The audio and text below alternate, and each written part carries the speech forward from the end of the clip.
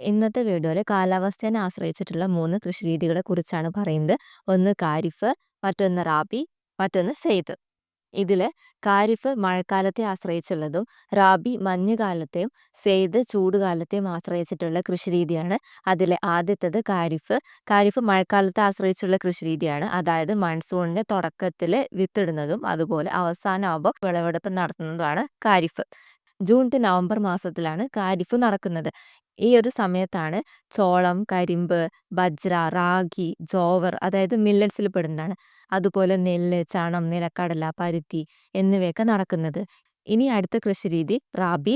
ഇത് November two March മാസത്തിൻ്റെ ഉള്ളിലാണ് വരുന്നത്. അതായത് മഞ്ഞുകാലത്തെ ആശ്രയിച്ചിട്ടുള്ള കൃഷിരീതിയാണ് റാബി. ഈ മാസത്തിൽ നടക്കുന്നതാണ് ഗോതമ്പ്, അതുപോലെ മറ്റു പയറുവർഗ്ഗങ്ങൾ, അതുപോലെ ചീര, ബാർലി, കടുക്, പുകയില എന്ന് ബന്ധപ്പെട്ടിട്ടുള്ള കൃഷികളൊക്കെ.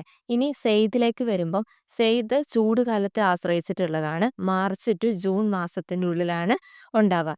ഈ കാലങ്ങളിലാണ് തണ്ണിമത്തൻ, വെള്ളരി തുടങ്ങിയ എല്ലാ പഴങ്ങളും അതുപോലെ പച്ചക്കറികളുടെയും കൃഷി നടക്കുന്നത്.